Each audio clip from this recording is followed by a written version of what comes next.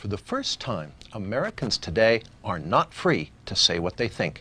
If they say something deemed offensive or insensitive or, worst of all, hate speech, they may be in serious trouble. They may be punished for violating the unholy commandments of the 90s, commonly known as political correctness. But is political correctness a new phenomenon? We'll show you tonight that political correctness has been in the making for more than 8 decades. And it seems that a deteriorating society is exactly what political correctness strives for. But just what is political correctness? As you're about to see, political correctness is nothing less than a Marxist ideology. Marxism translated from economic into cultural terms in an effort going back not to the 1960s, but to World War I. Marxist theory had predicted that if war came to Europe, the working class in every European country would rise in revolt. But that theory proved wrong. When the First World War began in 1914, the workers' loyalty to their country proved stronger than their so-called class consciousness. They willingly put on their uniforms, French or German, Austrian or Russian or British, and marched off by the millions to fight each other. In 1917, a Marxist revolution did occur in Russia, but it failed to spread to Western Europe, again contradicting orthodox Marxist theory. At the war's end, Marxist theorists had to confront the question, what had gone wrong? Antonio Gramsci in Italy and Georg Lukács in Hungary believed they had the answer. Gramsci and Lukács argued that Western culture had blinded the working class to its true Marxist class interests. Before a Marxist revolution could take place, Western culture had to be destroyed. In 1919, Lukács, who was considered the most brilliant Marxist theorist since Marx himself, asked, "Who will save us from Western civilization?" That same year, 1919, Lukács became Deputy Commissar for Culture in the Bolshevik Bela Kun government in Hungary, where he launched a program of cultural terrorism. As part of that program, Lukács introduced a radical sex education program into the Hungarian schools. Political correctness, as we know it, was already beginning to take form.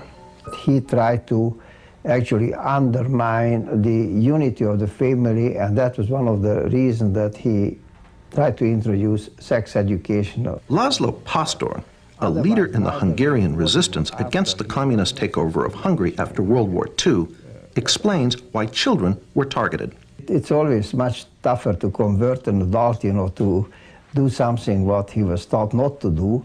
The program left great residual effects on Hungary. The only thing what we were permitted to accept as far as culture is concerned, what they were teaching, that was it. Free thinking was a very big sin. The Bela Kun government lasted only a few months, in part because the Hungarian working class was outraged by Georg Lukács' assault on traditional Western culture. But meanwhile, in Germany, a new attempt to create a Marxist critique of Western culture was taking shape. There, the wealthy young son of a millionaire grain trader, Felix Weil, wanted to establish a public policy institute, a think tank, to serve as a home for advanced Marxist thought. Modeled on the Marx-Engels Institute in Moscow, Weil's think tank was originally to be named the Institute for Marxism. Martin Jay, chairman of the history department at Berkeley, an author of a history of the Frankfurt School, explains why the name was changed to the Institut für Sozialforschung, the Institute for Social Research.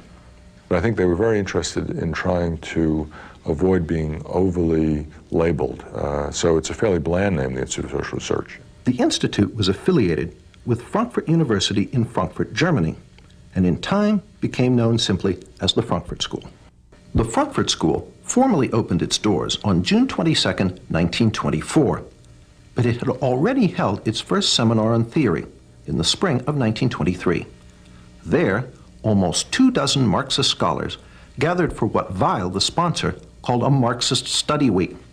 One of the participants was Richard Sorge, later a famous Soviet spy. Another was Georg Lukács. Lukács' writings on culture were the basis for much of the program. Almost half of the participants in this Marxist study week would later be affiliated with the Frankfurt School. Following Lukács's lead, the Frankfurt School would be the vehicle that translated Marxism from economic into cultural terms, giving us what we now know as political correctness. The Frankfurt School's first director was an Austrian Marxist economist, Karl Grünberg. Grünberg's principal effort was to firmly establish the Institute's Marxist nature. In his inaugural address, which opened the Institute's new building in Frankfurt, Grünberg said, "It has been our intention here from the outset to maintain uniformity in the way we look at problems and go about solving them. I too am one of the opponents of the economic, social and legal order which has been handed down to us from history, and I too am one of the supporters of Marxism. In the new research institute, Marxism will from now on have a home." Under Karl Grünberg, the Frankfurt School worked mostly on economic questions and the labor movement, conventional Marxist subjects. But in 1930, Grünberg was replaced as director by a young Marxist intellectual with very different ideas, Max Horkheimer. Horkheimer quickly began to use the Institute to develop a new Marxism, very different from the Marxism of the Soviet Union.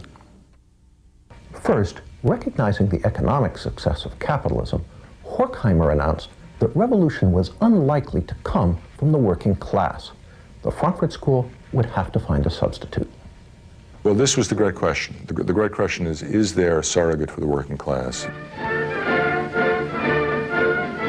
The Frankfurt School would not find an answer to this question until the 1960s. But meanwhile, Horkheimer moved to revive Lukács's work by making the culture, not the economy, the central focus of the Frankfurt School's work. As Martin J. writes in his History of the Frankfurt School, The Dialectical Imagination, if it can be said that in the early years of its history, the Institute concerned itself primarily with an analysis of bourgeois society's socio-economic substructure, in the years after 1930, its prime interest lay in its cultural superstructure. Indeed, the traditional Marxist formula regarding the relationship between the two was called into question. The key to the Frankfurt School's work on culture was the crossing of Marx with Freud. Just as classical economic Marxism argued that under capitalism the working class was oppressed, so the Frankfurt School used Freud to argue that under Western culture everyone lived in a constant state of psychological repression. So that there were radical Freudians during this period who had hopes of using psychoanalysis to end what Reich had called sexual alienation, which they saw as significant as economic alienation. The solution, according to the Frankfurt School, was not just a political revolution to overthrow capitalism, but a social and cultural revolution as well. To further the Institute's work on cultural issues, Horkheimer brought in some new blood.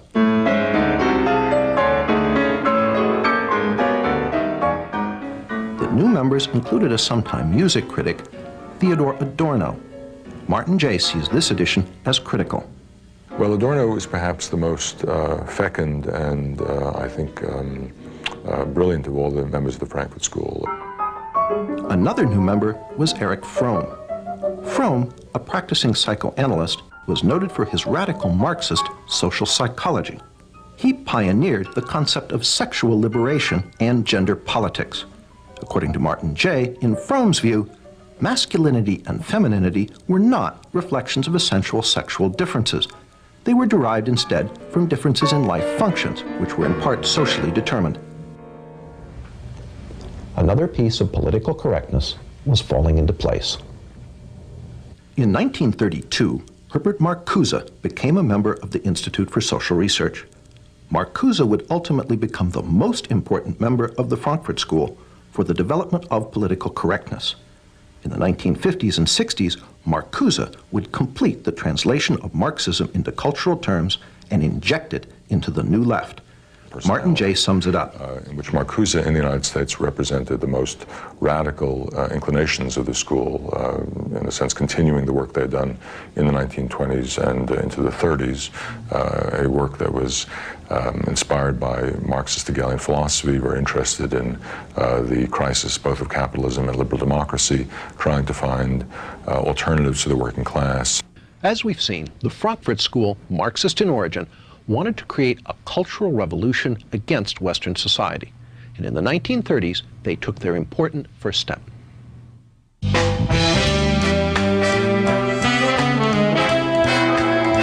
the 1930s, the work of Horkheimer, Adorno, Fromm, and Marcuse issued in its first tangible product, critical theory. The term critical theory is something of a play on words. One is tempted to ask, what is the theory? The answer is, the theory is to criticize. Through unremitting, destructive criticism of every institution of Western society, they hope to bring that society down. Critical theory is the basis for gay studies, black studies, women's studies, and various other studies departments found on American university campuses today. These departments are the home base of political correctness. David Horowitz was present at the birth of campus political correctness. Well, I was a radical in the 60s. I was a Marxist. You know, my buddies were people like Tom Hayden. I edited the largest magazine of the left at the time, Ramparts. But the Frankfurt School was important in Marxism because they no longer believed really in the future. They only believed in destroying capitalism and destroying, you know, bourgeois democracy is what we would have called it. And if you look at today's campuses, that kind of nihilism is really the dominant theme. That is, attack America. The Frankfurt School was careful never to define what critical theory was for, only what it was against. Again, Martin Jay, the Frankfurt School's semi-official historian. Critical theory itself always felt reluctant about being put in the straitjacket of systematization and defied its reduction to a simple definition. Critical theory actually attempted to politicize logic itself. Horkheimer wrote, "Logic is not independent of content. That means an argument is logical if it helps destroy Western culture, illogical if it supports it." Such twisted thought lies at the heart of the political correctness now inculcated into American university students. When there's, 1% of the campus is conservative and the other 9%, and the other 9% of the people who care are incredibly liberal, you're going to get, something approaching a socialist state. But how did the work of a small group of German Marxist intellectuals come to America? In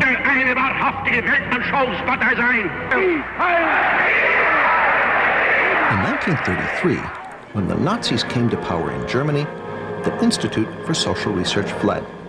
It fled to New York City, where it was reestablished that same year with help from the president of Columbia University. Once in America, the Frankfurt School gradually shifted the focus of its work from destroying German society and culture to attacking the society and culture of its new place of refuge. Not only did they apply critical theory to American society, they added some new elements. One was the Institute's so-called Studies in Prejudice, which culminated in 1950 in Theodore Adorno's immensely influential book, The Authoritarian Personality. In it, Adorno argued that the American people possessed many fascist traits, and that anyone who supported traditional American culture was psychologically unbalanced. It is no accident that today, the politically correct are quick to label their opponents fascists and suggest that they need psychological treatment in the form of sensitivity training. People over profits! People over profits! The Frankfurt School even integrated political correctness' most fashionable cause, environmentalism, into their cultural Marxism, by way of Horkheimer and Adorno's book, Dialectic of Enlightenment. Well, they were very interested in what was called the domination of nature. Dialectic of Enlightenment in particular moved the emphasis away from economic domination to the species domination of the natural world, including, we might say, internal nature through psychoanalytic understanding of repression. So they were very keen on recognizing that we needed to have a more nurturant and a more, let's say, balanced relationship between humankind and the natural world. After World War II, Horkheimer and Adorno returned to Germany, where the Institute was reestablished at Frankfurt University. But not all the old members of the Institute returned. Fatefully, Herbert Marcuse remained in America, eventually becoming a professor at Brandeis and University of California, San Diego. Marcuse labored to finish the intellectual work begun by Horkheimer, Adorno, and Fromm in the 1930s. Marcuse, on the other hand, remained in the United States, and during the 50s and 60s developed some of their earlier ideas, merging Freud and Marx, interested in aesthetics and interested in cultural, let's say, tendencies towards what he would call negation, which were usable in a campaign to call into question the what Antonio Gramsci would have called hegemony of capitalist bourgeois culture. And Marcuse became, of course, the so-called guru of the New Left. It was Marcuse who finally answered the question posed by Horkheimer in the early 30s. Who could substitute for the working class as an agent of revolution? So you had to find some new constituency, whether it was students or blacks or women or gays or whatever it was. And Marcuse had a fluid Marxism that fit into this. Martin Jay confirms the role of the Frankfurt School in creating the victim groups that constitute the politically correct coalition. But the working class wouldn't play the hegemonic role that traditional Marxism had expected from it. And so students, blacks, other minority groups, women, and so forth were, they hoped at least, able to come together. Of critical importance for the injection of the Frankfurt School's work into the student rebellion of the 1960s was Marcuse's revival of Fromm's notion of sexual liberation. Marcuse, however, was the main conduit of ideas.